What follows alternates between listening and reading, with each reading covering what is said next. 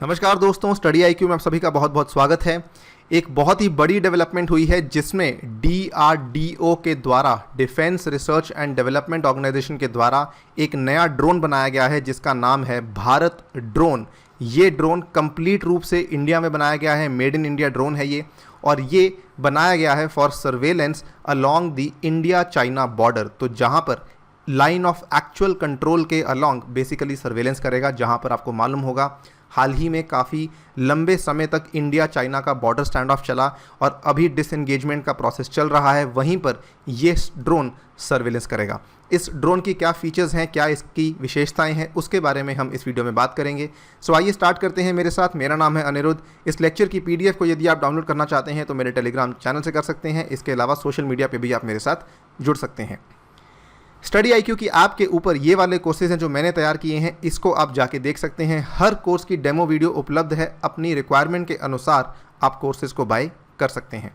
All right, सो कुछ समय पहले मैंने एक वीडियो बनाई थी ये दिखाने के लिए कि चाइना ने एक high altitude unmanned helicopter drone बनाया है तिब्बत के लिए। और ये जो high altitude unmanned helicopter drone था ये कुछ इस तरीके से नज़र आता है। एक नया ही तरह का ड्रोन था, ये भी चाइना के द्वारा घरेलू इंडस्ट्रीज़ के द्वारा बनाया गया था, यानी कि उन्होंने इंडिजिनसली इसको तैयार किया था। ये वाला जो ड्रोन था ये तिब्बत के लिए उन्होंने बनाया था और इस ड्रोन को लेकर कुछ पर्टिकुलर विशेषताएं थी जिसकी वजह से ये काफ़ी ज़्यादा चर्चा में भी रहा।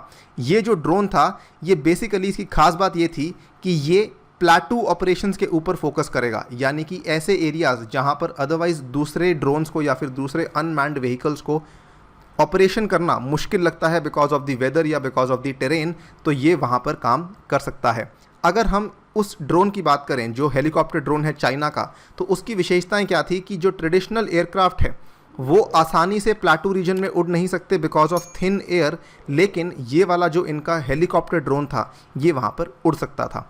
और तो और अगर बात करें तो अकॉर्डिंग टू एक्सपर्ट्स, यदि भविष्य में चीनी सेना में कमीशन किया जाता है तो AR-500C जैसा मानव रहित हेलीकॉप्टर उच्च ऊंचाई वाले सीमा क्षेत्रों में मिशन में मदद कर सकता है, क्योंकि ये विस्तारित अवधि और गश्ती स्थानों के लिए आसमान पर चौकस नज़र रख सकता है जो पैदल सेना के लिए कठिन है। यानी कि इन्होंने पर्टिकुलरली बेसिकली आप देख सकते हैं बहुत सारी इसमें ऐसी चीज़ें डाली जिसमें मैंने आपको ब्रीफली बताया कि मेनली प्लाटू रीजन्स और वहाँ के वेदर के साथ यहाँ कोप अप करने के लिए ड्रोन को तैयार किया गया था। अब बदले में भारत ने जवाब में अपना एक नया ड्रोन तैयार कर लिया है और ये सबसे अच्छी बात यह है कि इसको डीआरडीओ के द्वारा बनाया गया है, Bharat drone for the Indian army for accurate surveillance along the China border. इसको कवर किया कई सारे न्यूज़ चैनल्स ने। एनडीटीवी यहाँ पे बोलता है army gets world's most agile lightest surveillance drone, यानी कि बहुत एजाइल और बहुत ही कम वेट का है टू मॉनिटर चाइना बॉर्डर। इस ड्रोन की खासियत क्या है? सबसे पहले तो ये जो ड्रोन है बनाया गया है डीआरडीओ के द्वारा, हमने अपने घर में इसको तैयार किया है और ये डीआरडीओ की चंडीगढ़ बेस्ड लेबॉरेटरी है जिसने इस ड्रोन को तैयार किया है। दिस ड्रोन, जैसा कि आपको मालूम होगा, सबसे पहले तो डीआरडीओ ने इसके पहले भी ड्रोन्स तैयार किए हैं जिसमें सबसे प्रमुख हमारा ड्रोन आता है रुस्तम के नाम से। लेकिन रुस्तम बहुत ही बड़ा ड्रोन है, उसका साइज़ काफ़ी बड़ा है। तो जो हमारा मेन पर्पस है सर्वेलेंस का, और वो ये कि एनिमी उसको बिना देखे हम उसको सर्वेलेंस कर सकें, वो वाला काम शायद रुस्तम यहाँ पे करने में सफल ना होता। उसके चलते ये भारत ड्रोन काफ़ी ज़्यादा प्रॉमिसिंग लग रहा है। यहाँ पर इसके और अगर देखें आगे जाके तो जो डेवलपर्स हैं वो ये बोलते हैं it is one of the world's most agile, यानी कि पूरे विश्व में सबसे एजाइल और लाइटेस्ट सर्वेलेंस ड्रोन है। And the UAV has been developed fully indigenously by the DRDO। According to DRDO sources, the small yet powerful drone works autonomously at any location with great accuracy।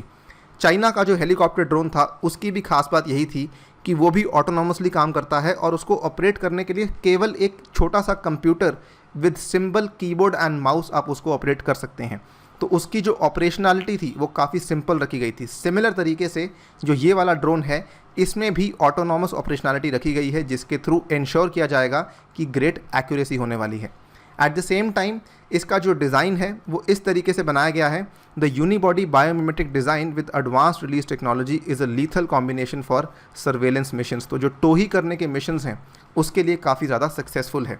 इसके अलावा बहुत बड़ी इसमें जो addition है वो है आर्टिफिशियल इंटेलिजेंस की।